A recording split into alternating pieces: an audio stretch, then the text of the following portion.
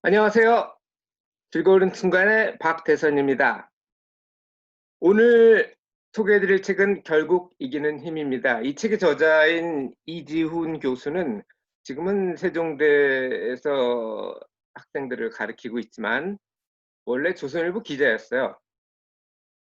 기자들 중에 제일 중요한 거는 주중에 있는 기사를 쓰는 사람들일 겁니다. 그런데 그는 기자들의 눈으로 보면 어찌 보면 한직으로 발령이 났어요. 그러니까 주말 섹션, 지금은 유명해졌지만 위크 앤드 비즈니스라고 해서 그쪽으로 밀려났습니다. 하지만 거기에 좌절하지 않고 새로운 곳을 발견해냈는데 그가 조사한 것들을 한번 더 살펴보겠습니다. 그는 이 책 말고도 여러 베스트셀러가 있는데요. 제가 읽었던 것은 결국 이기는 힘이었고 거기에서 제일 처음 나오는 것이 사람이 사는 이유에 대해서 묻습니다. 아까 말씀드린 그 어찌 보면 좌천 그런 것이죠. 그리고 제가 여기서 뭐 여러 가지를 설명을 했지만 제 기억에 남는 가슴에 터치를 하는 네 가지로 정리를 했는데요. 첫 번째가 아까 말씀드린 사람이 왜 사는지, 그리고 두 번째가 페르시아 제국을 건설한 키루스 왕에 대한 얘기, 그리고 분노를 언제 어떻게 해야 하느냐. 분노는 좋은 건 아니죠. 어쨌든 저자는 전체를 위해서만 분노를 해야 한다고 합니다. 그리고 나머지 두 가지는 이제 영웅에 대한 건데요. 제가 이문열의 영웅 시대를 읽은 적이 있지만 북한에서는 인민들을 영웅이란 칭호로 표현을 하죠. 여기서 우리 보통 일반적인 나라는 훈장을 주죠. 훈장보다는 이제 영웅 칭호를 가지고 하는데 그런 영웅과 여기서 나오는 영웅. 영웅의 정의는 보통 사람은 하지 못하는 것을 하는 사람입니다. 훌륭한 사람들이죠. 저는 뭐 아직 영웅 수준은 아니라서 이 책을 읽고 느낀 점이 많은데 첫 번째부터 들어가도록 하겠습니다. 사람이 사는 목적이 무엇인지, 나는 왜 살까 해서 한번 구글 검색한 적이 있어요. 몇 년 전에. 그래서 법륜스무 스님의 강의를 듣고 뭐 그럴 수도 있겠다 생각한 적이 있는데 그분 말씀은 사는 게 죽는 것보다 더 쉽기 때문이라고 했습니다. 뭐 그게 뭐 틀린 말은 아닌데 그거보다는 저는 우루과이의 무아키 대통령의 말을 더 좋아합니다. 어떤 목적을 위해서 산다. 그리고 그 목적은 행복이다라고 하는데 이 우루과이는 좀 특이한 나라예요. 우루과이 라운드로 유명하지만 세계에서 최초로 대마초를 합법화한 나라기도 하고요. 지금은 캐나다도 합법화했죠. 참고로 대마초는 시간을 늘린 효과가 있다고 합니다. 그리고 음악 그렇기 때문에 음악을 좀 더 잘 연주하고 들을 때 감상이 더 잘 할 수 있다고 합니다. 저는 뭐 연주를 잘하는 사람은 아니지만 감상은 글쎄요. 대마초까지 피워가면서 더 잘 감상하려 들지는 모르겠습니다만 죽을 때가 되면 시간이 아까우니까 혹시 모르겠어요. 저는 참고로 담배도 피지 않는데 담배가 대마초보다 더 나쁘다고 합니다. 그리고 이분은 뭐 좌파 대통령이죠. 좌파 대통령인데도 불구하고 제가 존경을 합니다. 그 이유는 세계에서 가장 가난한 대통령이에요. 그 이유가 자기 대통령 후보의 90%를 기부를 한다고 합니다. 그리고 첫 겨울이 되자 2010년도에 아마 우루과이 대통령으로 당선이 됐을 거예요. 대통령 사저를 대통령궁이죠. 우루과이 몬테비데오에 있는 그걸 노숙자들이 춥다고 그 사람들한테 개방을 하고 자기 자신은 원래 농부였거든요. 이 친구가 자기 농가에서 출퇴근을 했다고 합니다. 그리고 특이할 점은 재임 중에도 인기가 높았지만 퇴임 후에 더 인기가 높았답니다. 이분은 그런 측면에서 제가 존경을 해요. 뭐 좌파라고 꼭 나쁜 건 아니죠. 정말 백성을 위하는 사람이라면 저는 뭐 좌우파를 떠나서 존경을 합니다. 이분은 그냥 사는 것보다는 목적을 위해서 사는 게 좋다고 하고 그중에서도 행복함을 위해서 산다고 하는데 기부를 하면 자기가 쓰는 것보다 2배 정도 행복하다고 해요. 똑같은 돈을 썼을 때. 그런 측면에서는 자기의 원칙을 그대로 실천하고 있는 셈이 되는 거죠. 이 저자가 첫 설명을 합니다. 자기가 승진이나 급여는 결정할 수 없지만 실제로도 주말 섹션으로 밀려났으니까요. 하지만 좋은 기사는 내가 노력하면 쓸 수 있다 해서 자기는 가장 좋은 기사를 쓰는 기자가 되는 걸 목표로 했다고 합니다. 그래서 결과적으로는 상당히 성공을 했죠. 실제로 우리가 살다 보면 사는데 목적이 만약 행복이라면 혹은 기자의 목적이 좋은 기사를 쓰는 거라면 우리는 어떻게 보면은 도구와 목적을 혼동하는지도 모르겠어요.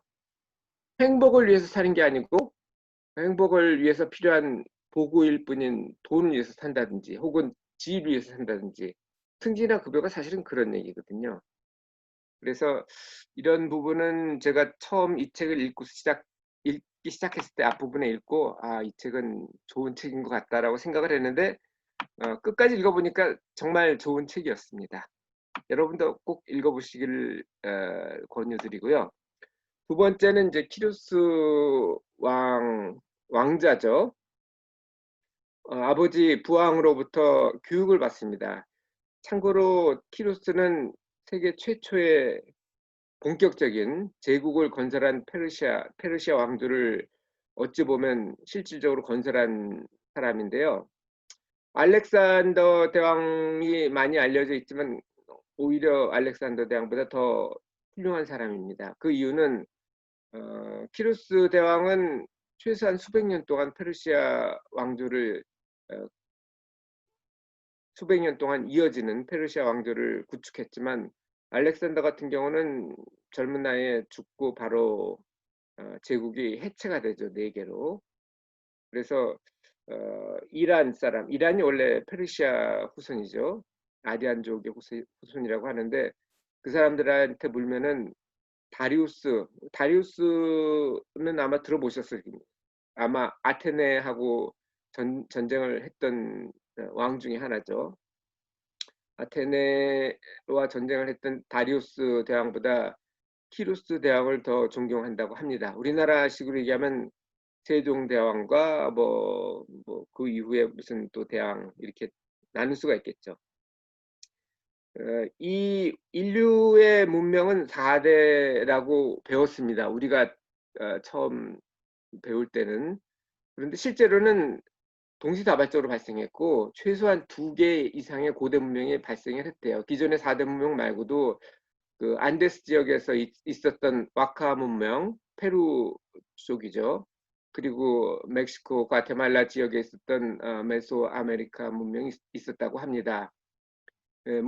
고대 문명의 특징은 도구죠. 예전에는 짐승과 똑같이 그냥 사냥하고 사냥 수렵이죠. 그리고 채집했었어요. 그런데 이 문명이 발생했던 시기, 그러니까 기원전 3000년 내외가 되겠죠. 그때 발생한 것들은 석기가 아니고 이제 청동기란 도구를 쓰기 시작했고 말이라는 동물들도 소통을 해요. 의사소통을. 말이라는 것을 뛰어넘는 문자를 쓰기 시작했고 가장 특이할 것은 채집 경제에서 이제 농업 혁명이 일어났다는 거죠. 그래서 이 고대 문명들은 대부분 농업에 유리한 관계가 좀 유리한 건조하고 강가 그런 쪽에서 시작을 했다고 합니다. 그 중에서 가장 오래된 문명으로 알려진 게 수메르인데요. 메소포타미아에서 발생해서 쭉 이어졌던 것이 그 키루스 왕이 있었을 때 그때는 바빌론이 전성기였습니다. 그 성경에도 이사야서에 보면 나오죠. 그 바벨론이 공격을 해서 유태인들을 끌고 갑니다. 그래서 거기에서 유배가 되는데 바로 이 키루스 왕이 바벨론을 물리쳐서 메소포타미아 지역의 패자가 되고 유태인들을 돌려보냅니다. 그리고 이집트까지 점령을 해서 최소한 2개 잘 알려진 고대 문명을 아우르는 그런 세계적인 제국을 만들죠. 그 제국을 만들었던 이유는 이것도 비슷해요. 로마가 그 패권을 차지했던 이유도 어떻게 보면 톨러런스였는데 이 키루스 대왕도 마찬가지였습니다. 유태인을 돌려보내고 유태인의 신전, 야훼를 찬양하는 신전을 그 페르시아 제화로 자기 사고에서 지원을 합니다. 그래서 유태인들에게는 이 키루스 왕이 메시아, 최초의 메시아였습니다. 이 페르시아 제국은 26세기 전, 그러니까 기원 전 한 4세기 전쯤이 되겠죠. 23개 문화, 그러니까 이집트에서 그 메소포타미아 그리고 인더스까지 가지는 않았지만 거기까지 인도 지역까지 아우르는 최초의 제국을 건설을 했는데 그 건설한 이유가 바로 아버지의 좋은 교육이었습니다. 아버지는 키루스 왕자한테 묻죠. 그때는 전쟁이 아주 중요했습니다. 지금은 뭐 투표니까 대통령이 중요한 거는 정치지만 그전에는 싸움에서 이기는 게 중요했습니다. 그래서 묻죠.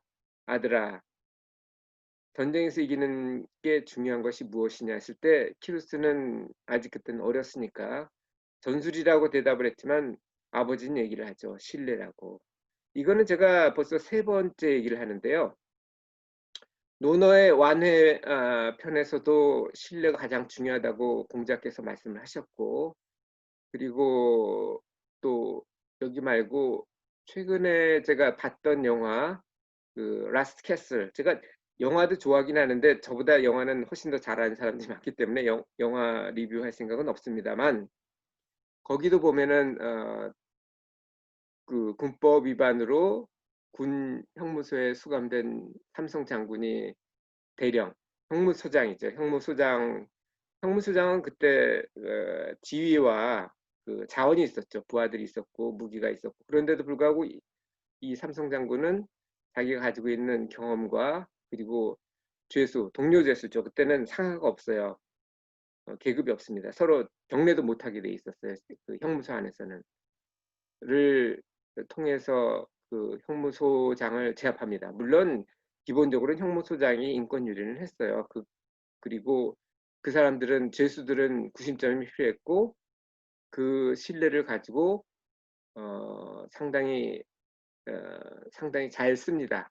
어떻게 하냐면 자원이 없기 때문에 상대방의 자원을 뺏어서 이용했고 인력도 상대방이 스파이로 넣었던 사람을 오히려 역이용을 했고 그리고 상대방의 전술을 미리 파악해서 이 삼성 장군이 좋아하는 게 체스였는데 체스에서 세 번째는 첫 수, 두 번째 수, 세 번째 수는 거의 같다고 해요. 그래서 형무소에서 어떤 문제가 생길 때 발행하는 것 처음 뭐죠? 예전에 우리가 학교 다닐 때 했었던 데모를 하면은 처음 들어오는 게 백골단이죠. 그게 동원되고 두 번째는 물대포가 들어오고 세 번째는 헬기가 들어오고 이런 걸 다 미리 파악을 해서 거기에 맞는 전술을 합니다. 재밌어요. 아, 리뷰할 생각은 없지만 한번 보십시오. 라스트 캐슬. 여기서는 이 세 군데에서 신뢰가 중요하다고 말을 합니다. 그리고 신뢰를 얻으려면 또 묻습니다. 키루스 왕자는 상벌이 중요하다고 얘기를 했지만 아버지는 그렇지 않지. 대답을 하죠. 그의 편이 돼야 된다. 그리고 왕자는 묻습니다. 그의 편에 어떻게 그의 편에 항상 될 수 있냐 그랬더니 아버지 말씀은 항상 도와줄 수는 없지만 그의 입장에서 같이 고민해주고 그리고 그의 목표 성취를 돕는 것. 이건 가능하거든요. 그러니까 기자가 모두 좋은 보직을 받고 승진을 하고 급여 인상을 할 수는 없어요. 그거는 서로 어쨌든 파일을 나눠야 되는 거기 때문에. 하지만 파일을 키우는 거라든지 1등이 아니고 성적 아니 이해를 완벽하게 하는 걸 목표로 한다든지 그건 모든 사람이 가능해요. 모든 학생이 1등을 할 수는 없지만은 모든 학생이 완벽하게 이해를 할 수는 있고, 그리고 모든 기자가 좋은 보직을 받을 수는 없지만은 모든 기자가 좋은 기사를 쓸 수는 있고, 그리고 모든 기자가 급여 인상을 하거나 승진할 수는 없지만, 아까도 말씀드렸지만 자기가 쟁취할 수 있는 그것을 목표로 하면은 그 장애물은 오히려 디딤돌이 될 수가 있습니다. 그래서 이 왕자는 왕이 돼서 전투를 할 때 항상 모든 분배를 공평히 하고 선물을 자주 했다고 합니다. 선물도 중요한 거는 예상되지 못한 선물을 줘야 돼요. 예상을 하면은 그 기쁨이 좀 떨어지거든요. 그리고 이 측근이 키루스 대왕님 이렇게 계속 나눠지면 어떡합니까? 이렇게 말을 했는데 그렇지 않다라고 합니다. 자기 아버지의 말씀을 들려주면서 돈은 사라지지만 신뢰는 그렇지 않다라고 하고 한번 실험을 합니다. 부하들한테 내가 지금 돈이 필요한데 니네가 줄 수 있는 걸 좀 달라라고 했더니 서로 돈을 준다고 해서 오히려 그가 주지 않았을 때보다 더 많은 돈을 모을 수 있었다고 해요. 그래서 공자님도 이렇게 말씀을 하시죠. 그 안회가 물어봤을 때 그 전국시대에서 중요한 군대보다, 그리고 사람이 먹고 사는데 가장 중요한 양식보다 사람들의 신뢰로 이루어진 나라는 더 오래 지속된다고 그랬는데, 이 키루스 대왕도 마찬가지였어요. 신뢰는 지속돼서 수백 년 동안 이어지게 됩니다. 분노는 판단을 흐트리게 합니다. 그래서 분노는 하시면 안 돼요. 여기 사진에 보셨던 것은 여러분도 많이 보셨을 겁니다. 사랑한다는 양파와 싫어한다는 양파의 차이는 똑같은 양파임에도 불구하고 엄청난 차이가 나죠. 그래서 그 분노는 하면 안 되지만 예외가 있습니다. 전체를 위한 분노는 할 수 있어요. 종업원 안전을 위한 혼다가 그랬고, 연주를 위해서 토스카나가 그랬습니다. 토스카나는 이태리 출신의 세계적인 연주자인데, 한국인과 가장 기질이 유사한 사람이 이태리 사람들이에요. 되게 화를 많이 냈어요. 이 사람은 되게 화를 많이 냈어요. 근데 그것은 완벽한 연주를 위한 거였습니다. 소크라테스는 시장에서 사람들이 모욕을 했을 때 화를 안 냈다고 합니다. 그래서 제자들이 왜 스승님 왜 저런 모욕에 대해서 말도 안 되는 모욕에 왜 화를 내느냐. 물론 뭐 그게 정당한 비판이라면 받아들여서 자기의 반성 혹은 개선의 어떤 원인으로 삼는 게 좋습니다. 하지만 말도 안 되는 모욕에 왜 화를 안 내냐 했을 때 소크라테스는 얘기를 한답니다. 시장에 지나가다가 당나귀가 뒷발로 찼다. 근데 그 당나귀가 한테 화를 내면 무슨 소용이 있겠느냐. 저도 그래요. 저도 말도 안 되는 얘기를 하면 개가 짖나 보다라고 합니다. 개가 짖는데 뭐라고 그럴 수는 없죠. 개인데요. 뭐 걔는 그냥 짖고 싶어서 짖는 거고, 제가 그냥 개가 짖는구나 이렇게 생각하면 됩니다. 그리고 이제 영웅에 대한 얘기가 이 뒤편부터 나오는데요. 이 체게바라는 여러분도 아마 좋아하실 겁니다. 저도 좋아하는 사람 중에 하나인데, 원래 아르헨티나의 의사였죠. 의사로 하다가 졸업하기 전에 졸업 여행을 합니다. 오토바이를 타고 남미를 쭉 일주를 하는데, 이건 영화에 있어요. 아마 모토리스트인가?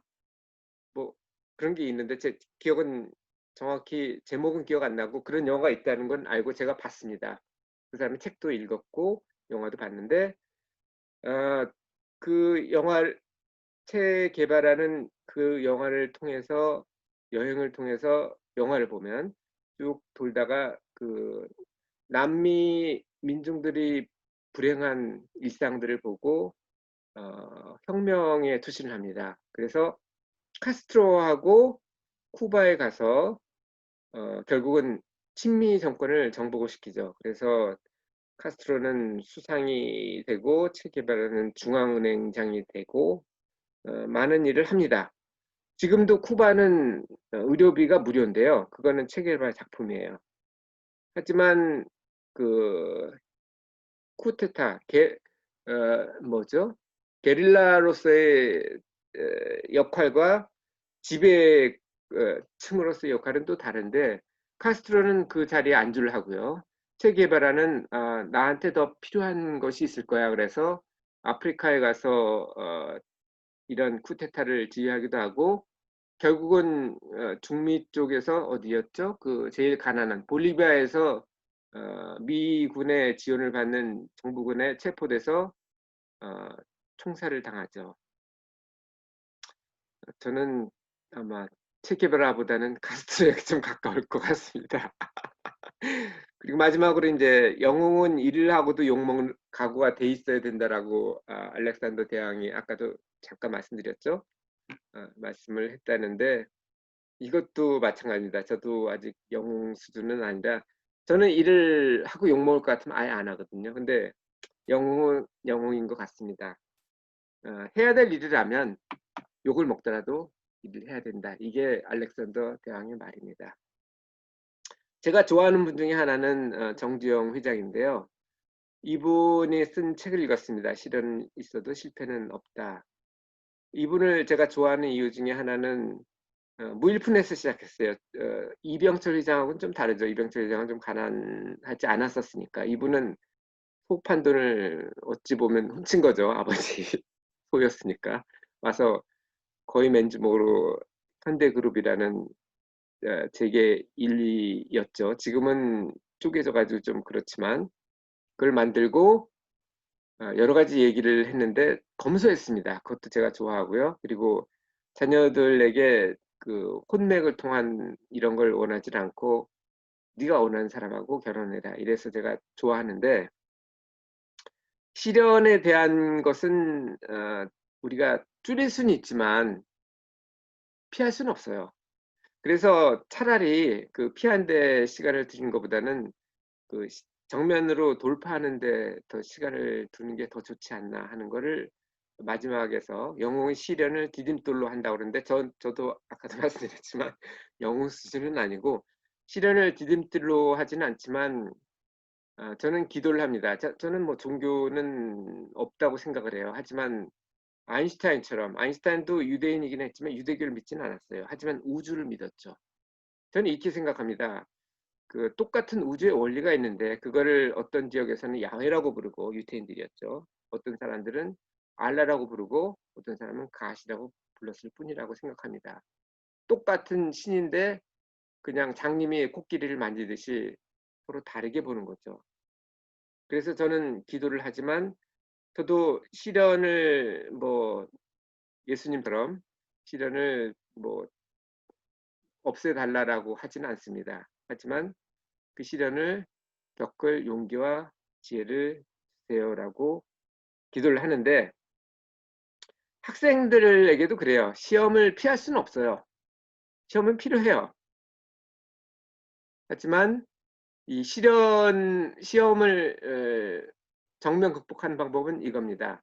성적을 목표로 하지 않고 새로운 것을 아는 것을 목표로 하거나 아니면 그동안 배웠던 것을 체계적으로 정리하는 기회를 한다면은 성적이라는 스트레스를 많이 전환시킬 수 있습니다.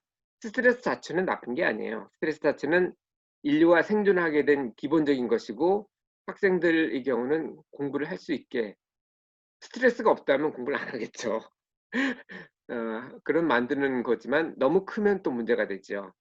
그래서 어, 이러한 시련을 어찌 보면 즐기는 형태로 하는 게 더 좋지 않나 생각하고 그리고 사람은 항상 익숙해지면 만족이 감소합니다. 그래서 새로운 것을 찾아 나서는 저번 책에서도 그러죠. 5%의 시간은 뭔가 좀 미친 것 같은 일을 해보라고 하죠. 자, 마지막입니다. 여러분의 이기는 힘은 무엇일까요? 여러분도 여기서 제가 4가지만 뽑았지만 실제로는 많은 것들이 있거든요. 저는 제 눈으로 책을 봅니다. 그래서 여러분의 눈으로 보는 책하고는 또 다를 수 있어요. 그리고 이러한 오래 갈 수 있는 거는 좋은 친구들하고 공유를 해서 같이 하는 겁니다. 그래서 제가 뭐 저는 이걸 뭐 구독을 해달라거나 아니면 뭐 추천을 해달라고 요구하지 않습니다. 여러 친구들하고 공유를 하세요. 그리고 이러한 내용들을 같이 즐기면서 좀 더 좋은 내일이 될 수 있도록 여러분의 좋은 인생을 기록할 수 있도록 그렇게 부탁을 드립니다. 그러면 오늘도 즐거운 순간의 박대선이었습니다. 다음에 또 뵙겠습니다. 감사합니다.